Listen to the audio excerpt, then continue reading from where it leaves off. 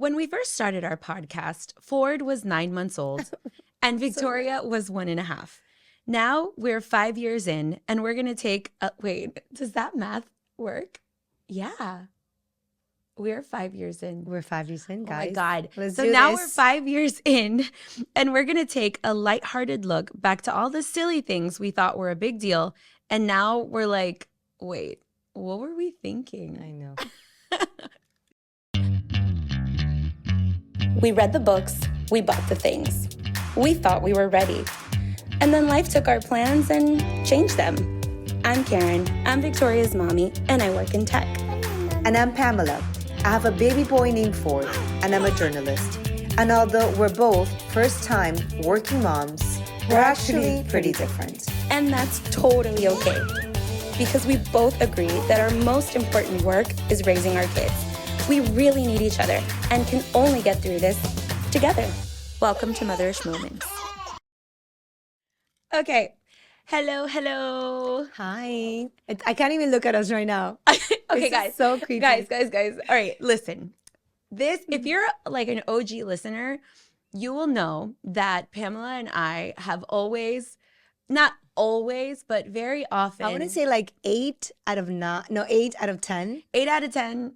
80% of the time. That's 80%, math, yes. guys. Welcome. Today we're going to teach you math. So 80% of the time, We tend to coordinate or match some way. like an not- aesthetic. There's always like a common thread in our outfits. theme. Yes. Right. And like one time, this time I remember, I wore like a black like jumpsuit with like a white kind of t-shirt, and she was also wearing black. And like we never wear black on Motherish, but like we both did, and we didn't talk about it. And today I am wearing green pants.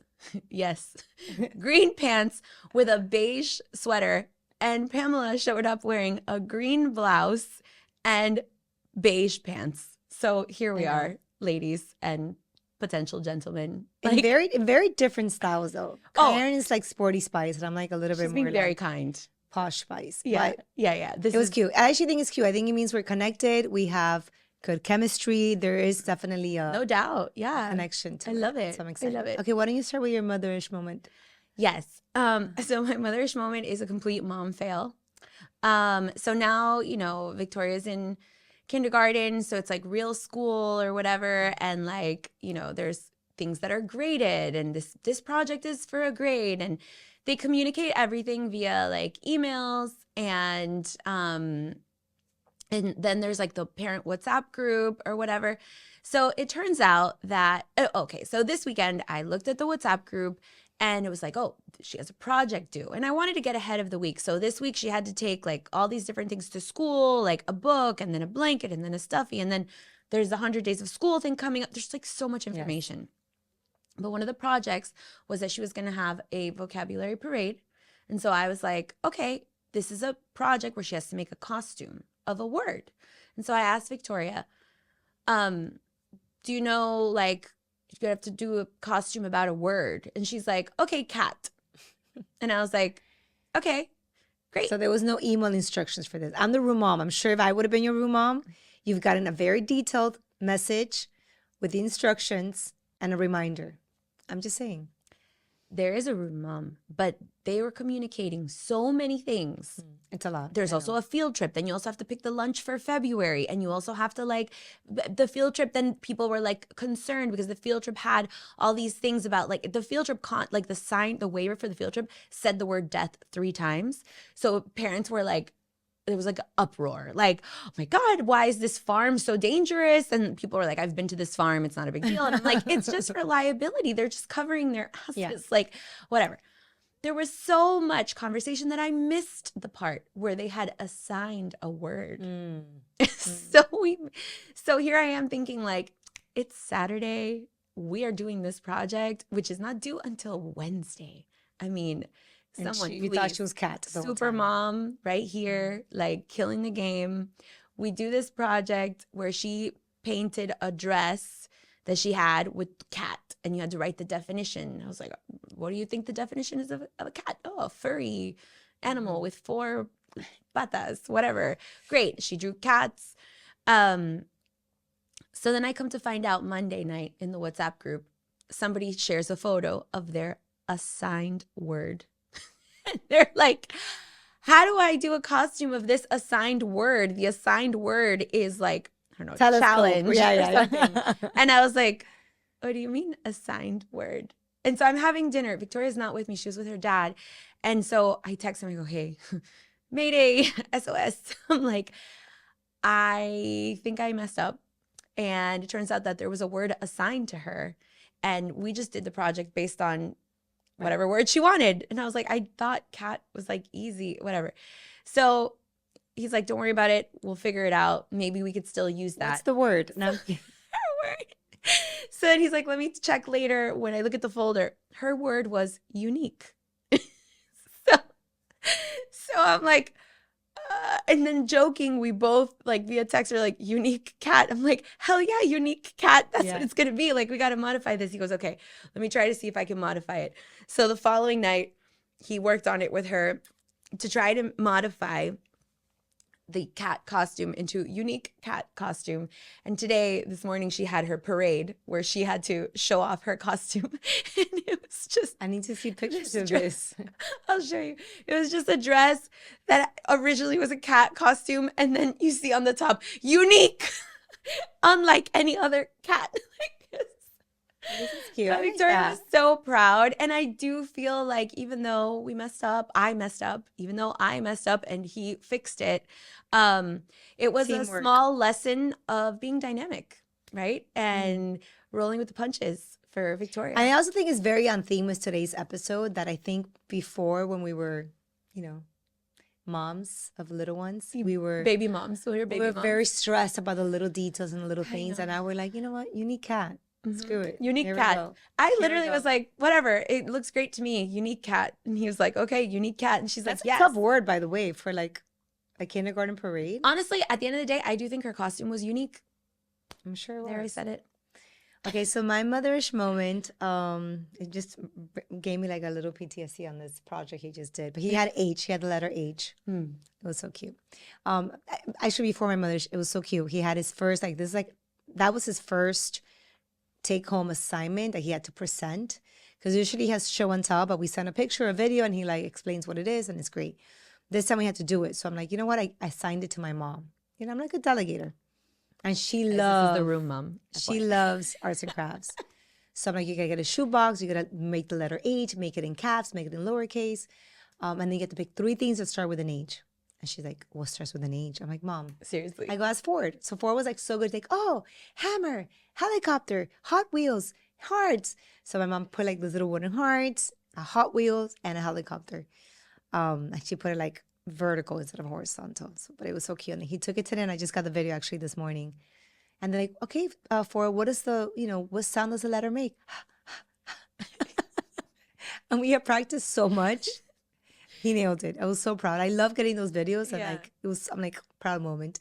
Except that he kept showing the letter like the other way. And I'm like, can you just turn the box around? Like, I get so worked up. I'm like, and why wouldn't the teacher be like, can you turn your box against around? what we're talking about today. I know. But he did great. But my mother's moment is, so we talked about them watching, movies, like older movies. Yeah. And he watched Home Alone during Christmas time. It was so cute. I mentioned this, that he cracks up, laughing out loud. Really, really cute. But now everything is like Home Alone themed. Like his answers, talking back. I'm going to give it to the count of 3. Oh, no, not that part. What? And I don't even think he knows exactly what they say. Unless I blow you, I don't know what. I'm like, what? No, stop it. And then he's like, let's make a trap. He like, you know how they do all the traps for like the bad guys? So I feel like the movie has had more of an influence that I really wanted it to have. It's okay. And then the other day he goes, it's okay, you could go. I'll say Home Alone. I'm like, what? No. Did he follow it by, Yes. I'm like, no, you're not saying Home Alone. Oh, and his last little like threats that he's like, he gets angry. He's like, I'm going to find a new home. Ay, Dios mío. I'm like, what new home? Where are you going? I don't know. Although I went through that when I was young. I never wanted to leave my house. I like my bed. I like my home. No. I did. I'm like, I did. And my mom, I've said this before, my mom left me on a street corner. I was in the car and she was like, okay, vete. And so she left me in a street corner and she drove away. I'm okay. By the way, That's why I'm so funny. I'm like, I'm okay. I'm okay, and you're rocking. No. It's like that the freaking trend now. Like, I'm so funny. Yeah, well, here's all my trauma. This is why I'm so funny. Okay.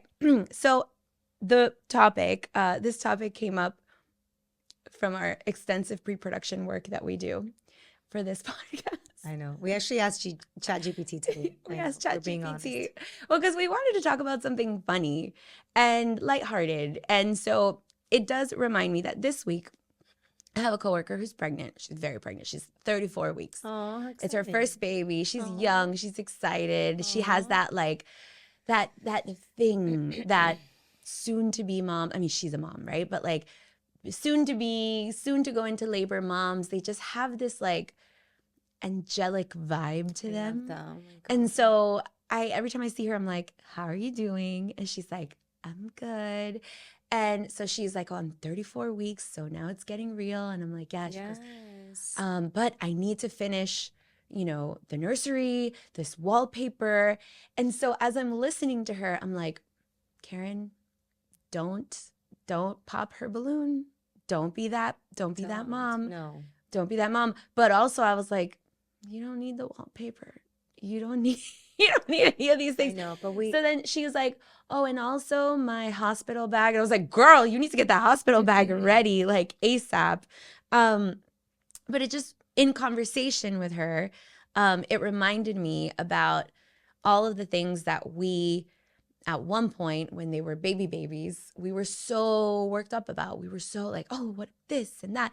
Like I even remembered that I had like the app to track like the number of times that she had like a wet diaper and then the soiled diaper and then like how many ounces of milk she drank and what time and like, oh my God, it's like how exhausting like what we do to ourselves. But like also I get it, like time and place for everything, but it's just a lot. And now we're like, you need cat. Like, you know what I mean? Like, for some things, I think there's a part of us that always stays within us of like the original moms that we were. Of course. No, I'm still paranoid. Don't get me wrong. Like I'm just paranoid about different things. Like the other day, she was eating a lollipop. It fell on the sidewalk.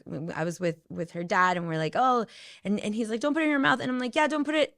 And then I feel like we both kind of paused, and we're like, whatever, dude. Just have the lollipop. Like have some germs. It's fine. It's all good. You're gonna be okay. Yeah.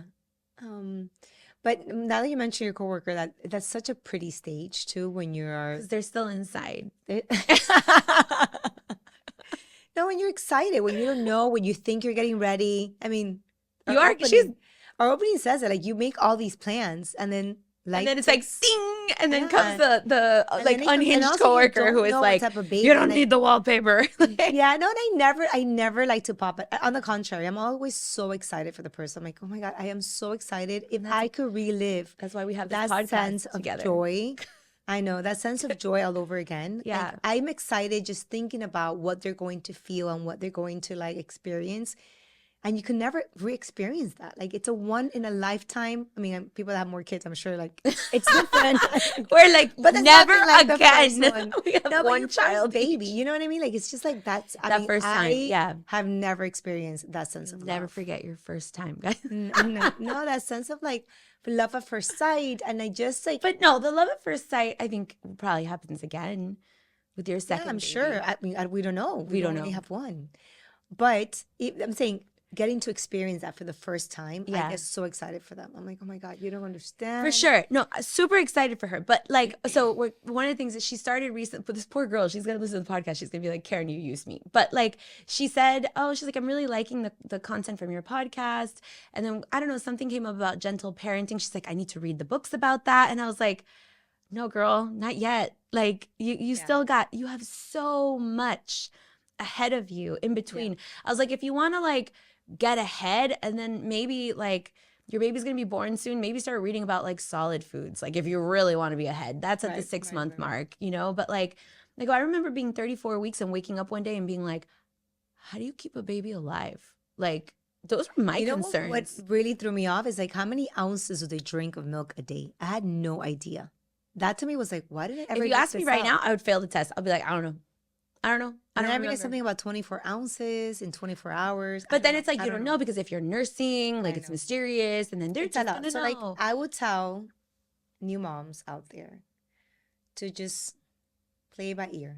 Like one day at a time. But what's something that you feel was like, oh my God, it's so stressful for you, and now you look back and you're like, ha.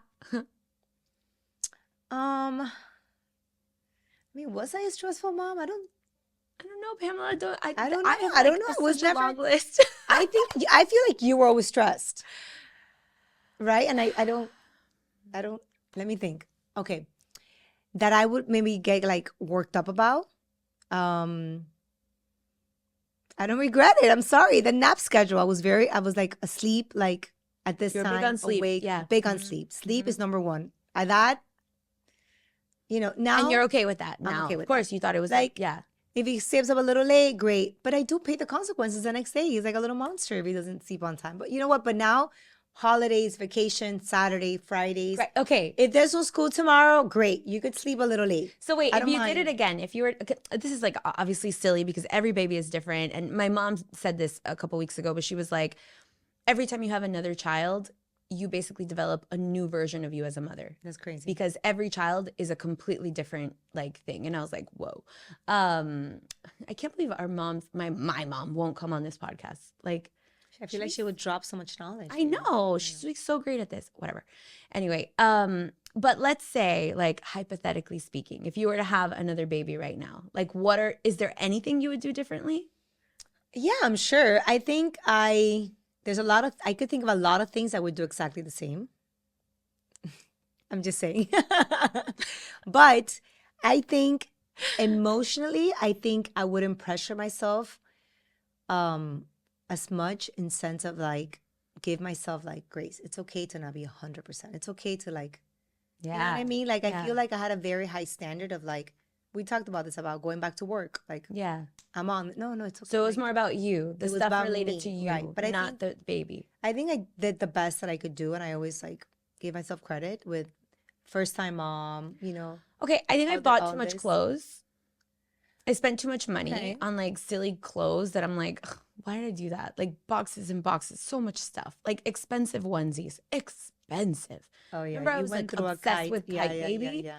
And every It's onesie so yummy though, was, but do you? I mean, yeah, that's great, but did she need the like two that I had? I loved exactly, Pamela. I had so many, like every color, new design, got it. Blanket, got it. Sleep bag, got it. Like, why? Yeah. That's unnecessary. I really could have been more mindful about my emotional spending.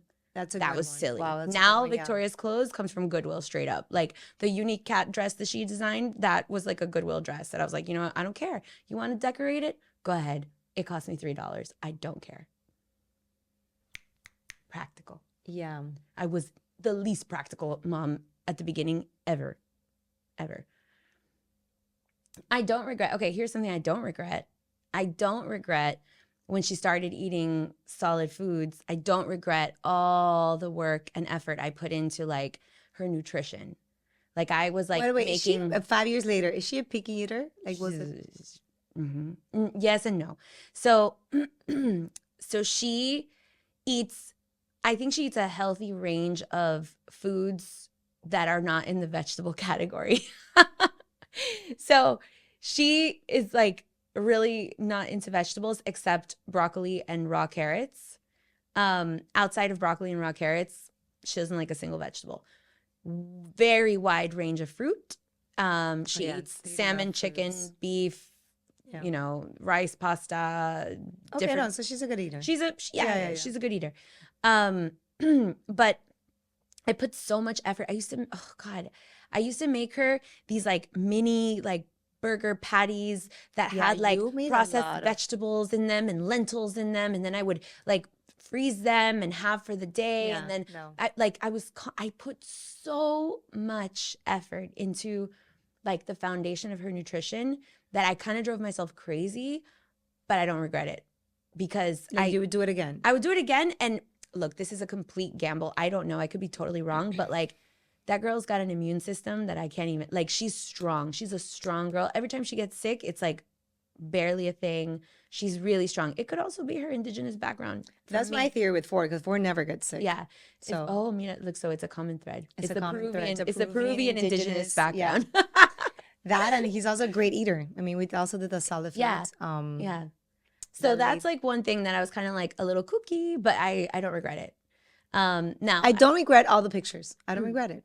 I don't regret spending money on his first 2 years doing photo sessions and doing pictures. And every time I go through them, I get emotional and I love it. And like, and I here love they are. them. And here they are. But I don't regret that. I do think, like you said, I think first time moms is very easy for you to get financially irresponsible and carried away. So maybe with that, I would definitely like pull back on the money. pull There's back. no need. There's no need. I mean, No need. I would buy you could get- every. they look cute in the anything you put toys, on. The sensory toy thing for this and for that and da da da, and like she needed to have a proper. It's not a placemat. That's for a table, but like some sort of thing for her to be on the ground here. Oh, yeah, and not be did on I the buy ground. one of those like, oh, this is a vegan leather Oh, like same. space area? I God, don't know like what. just Yeah, what? Why? I know. So much money into silly things. The other thing I think I wouldn't pressure myself so much on was like the wanting to be on a side. Like this is something I was talking about to the girl. Like I was like, once your baby's born, you're gonna realize that there's always like two teams for all these like hot topics. There's the co-sleeping and sleep training team. There's the breastfeeding and That's formula where our podcast team. started. Like that's the idea of mothers, like kind of showing The two teams. the two Sporty teams. Spice, Posh Spice. You could be But yeah, like, but I just feel like I was so like automatically like I have to be like I have to decide which one, and because one is right and one is wrong. And it's like, no.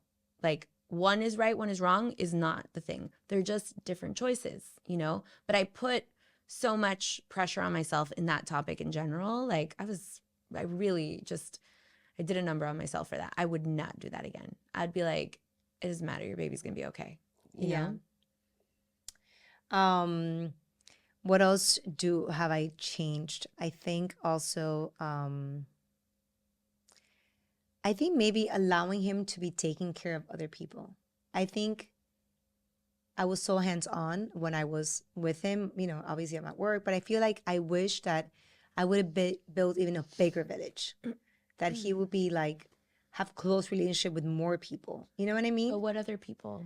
I don't know, like even more friends of mine, like I don't know, just like I feel like you have to expose your child to that for them to like develop those like no, Victoria had a massive social circle, like just insane. But that was because of the I think, but also, neighborhood but I'm and saying, I'm everything. just giving advice for any first time mom who's afraid of like leaving them with someone else or like, you know, like I think the more time your child spends with like different people and like different circles, it's better for them at the end of the day. So like, don't be afraid of letting them go, you know? I'll give a different perspective on that because I don't know how much I would feel. I don't think a second time around, I still probably wouldn't feel that way. But wouldn't you like take more trips without her? Wouldn't like, I don't know. I don't think you traveled without her when she was little. I still haven't. I barely ever I barely ever did. No. But I don't regret that. I loved traveling with her. Like I was telling someone else about the trip that I think I was telling my boss, like that I took Victoria, that we took her to Argentina when she was 4 months old, which was like insane. Like she was so tiny, but it was so amazing and it was so easy. And it was like, I don't know. I would know. do but that. by the way, like if you are going to travel, it's better if you do it when they're little.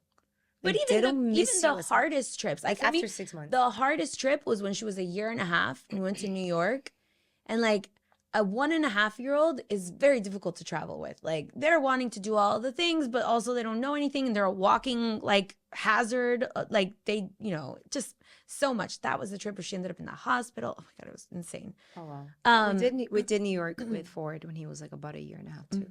But he loved the stroller, and for me, the stroller, anything. Because Victoria never liked the stroller. Victoria was like, "I'm independent." Like, no, girl, sit down. No, that's why I bought 14 different stroller. strollers. I was like, maybe it's the stroller. No, girl, it's not the stroller. It's your kid. Yeah, it's not the stroller. But something that I would do differently is, and this lesson I've learned now, but it took me years to learn it, was, you know, I'm going to steal a line from Dr. Mona from Peds Doc Talk on Instagram and TikTok, which we're trying to get her into the podcast. But it's a scheduling thing. But someone asked her, what is your best advice as a pediatrician for a healthy child? And she replied, a healthy mom. I knew she was going to say a happy mom, a happy mom. Yes. And like your well-being, your health, all of those things are crucial for your child's well-being. And that I was like, yeah. I didn't do that. I didn't do a good what job I at would that. change is I was very focused on self-care. Like I was big on that, like sleeping, on working I out. remember the episode we did with Cindy from Chill House. That entire episode, I had a knot in my throat because you were both like, self-care. Yeah, self-care. And I was like, ugh, I barely take care of myself. Like, I was a mess. But I think there's a big difference between self-care and like actual like from true within. joy. Yeah, like From being within. truly happy. I think like I was taking care of myself, but like was I really truly happy in front of my child? So I think I'm being more cautious and aware of that. Like, am I being truly happy? And I want to be truly happy because it's good for them. It's good for him. And they know. They know. They sense it. They know. So yeah, that's one thing. Like, worried about yourself is not selfish. Like, it's good. No. They want you to be happy. They benefit from you being happy. It's so if you don't want to do it for yourself because you're gonna have this sense of like guilt all the time, do it for your child. The guilt, so much guilt, like honestly, all caps, GUILT, so much guilt in the first like 3 years. Guilt about everything. Guilt about what you did. Guilt about what you didn't do. Guilt about what you didn't do enough. Guilt of what you did too much. Like, no, throw it away. Throw it away. Throw away mom guilt. I hate it.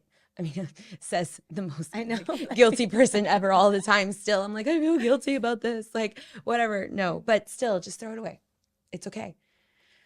It doesn't serve you anything, right? Like feeling guilty doesn't have true purpose. That's true. What do you get out of feeling guilty?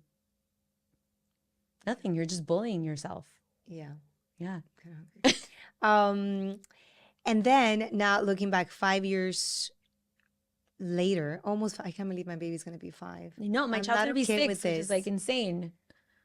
I know, but I feel like 5 is like, you were like, I told you 5 was a big deal. Yeah. It's a big deal. And now I hear stuff that Victoria's doing, and I'm like, if we're going to be doing that, like writing letters to me and doing all this stuff. She just really wants a love letter, you guys. Oh, I'm going to die. I'm going to melt away. Yeah. What if he's like, I'm moving to another house? No, cancel that. Take that back. Don't say that. No, not all my letters are sweet. Let's be clear. She'll be like, I'm sorry I made you feel bad. I'm like, okay, it's okay. They're apology letters. Yeah. So he is, 5 years later, I do feel that we've done a great job. I think it's also a good time to look back and be like, okay, I don't have that many regrets. You know, like obviously there's always going to be some things, I would tweak this, I would change that, I would eliminate this. But I think overall, I feel like at this point, at the 5-year mark, all of the like major developmental foundation of your child, like that's it. We're done. We did it. So if we screwed up, we screwed up. Like, oh my God. Yeah. No, and also don't be afraid to also ask for help. I think a lot of people sometimes wait too long. Yeah. And because they're either embarrassed or they don't know or they're just like in denial. And I think that's the worst thing. You're supposed to do it. Yeah. So I think I'm always big about ask for help, get some guidance, talk to friends, make friends with girls who have kids the same age. That's what I was going to say. That was one of the things when I was going to counter what you were saying about like your child being like your village and like your child being used to being taken care of by other people. I was going to say a different opinion about that is like not so much about the child. I don't care about the child being taken care. I mean, I personally, for me, like I wanted to take care of her, and if I have a smaller village, I feel more comfortable with that. But it's more about the mom to mom connection, the community, being part of a community. That there was a before and after for me when that happened. When I met these other moms from the neighborhood. It's true. They weren't with you at the beginning. No, I didn't know anyone. And I would walk around like, hello. Like, anyway, like it was so rough. It made a huge difference for nobody understood me the way that they understood me because we're in the trenches together. Yeah. The fact that 2 of my best friends were pregnant like at the same time. Actually, 3 of my best friends. Yeah. Who are they, Pamela? Where are they? Why are we you jealous on this podcast? Annabelle, and Adrian. Well, they're not here. All their boys are within months apart. We're wearing the same clothes. Like, I mean. I know. I mention them all the time. I love them all. Well, I never seen them. And even a few months difference. Yeah, well, Yelene has an older one, so I this know. was I'm her just number kidding. 2. I'm just kidding. But for Annabelle, Adrian, and myself, this was our first baby. Yeah. So we all went being first Yeah. time moms within months. But remember the Venn diagram that we talked about of mom friends? No, wrong friend. Who did you talk to this No, about? I It wasn't talked me. about Wrong girl. There's a Venn diagram. Do you know what a Venn diagram is? Yes. Okay, so if anyone doesn't remember, a Venn diagram is the 3 circles that overlap, right? And so all 3 circles overlap in the middle. The Venn diagram of mom friends is proximity, right? So how far they are away from where you live. Makes sense. The other one is the age of their children. So if your children are like the same age, then that is like a heavy bonder. And then the third one is if you would be friends with them anyway. Like if you like them as an individual, if you were be friends outside of the mother world, right? And so a lot of the moms in my mom group had 2 of the 3, right? And that 2 of the 3 heavy hitters makes a huge difference. Some of them had 3 of 3, which is like ding ding ding, bonus, you won. But like that's so important, and that is kind of like the thing, because you can't also go out there like trying to make mom friends and expect like, oh, we're gonna be best friends for life. No. This is like a survival thing. This is for survival. This is like, I forgot to buy milk today. Can you like, can I walk over your house? With my friend Gio, like literally, we've given each other milk 1,000 times. Like, it was so helpful. But yeah, the Venn diagram of mom friends is like, so mom friends. That's a mom friends. Mom friends is a big one. It's huge. Or mom, other moms in the same. It made a difference for me. It was a big blessing that I had them, and vice versa. To bounce ideas and run things and be like, hey, I'm having a concern about this. Hey, what are you doing this? Again, we're not aligned. You're not always going to be aligned. Yes, we're not. We don't agree until like. I'm not gonna do potaje and feed I'm not gonna do that. You're not gonna do a potaje, but why? And other people had like, that was your way to do it. I'm like, but I'm open to hearing everything. But it's always nice. It was great. It was just enough to be like, you know what you all are? You're all probably a little tired. So you're always gonna have that in common. You always all might feel that you're not doing something 100%. That's a common thread. Yeah. You could always be like, hey, how was your delivery? Everybody has some complaint about their delivery. Most people. Something, I also do think it's important to do mom nights without your kids. Yeah. So I think some moms wait until their kids are older, but I feel like you could do that. I wasn't ready. It took me a long time for that too. Yeah. I know that. Okay. Are you doing a birthday party for Victoria, by the way? E.T. Wow. Okay. Yeah. All her friends are going to be like, who? I got to make a decision about this party. No, she made the decision. There's no, like, I have no say in this anymore. This is where I was like, are you sure you don't want to maybe get like a small group of friends and like go to the movies? Or do you want to have your birthday party at a place? No. I want them at a house. Okay. And I want it to go from daytime to nighttime. What? Okay.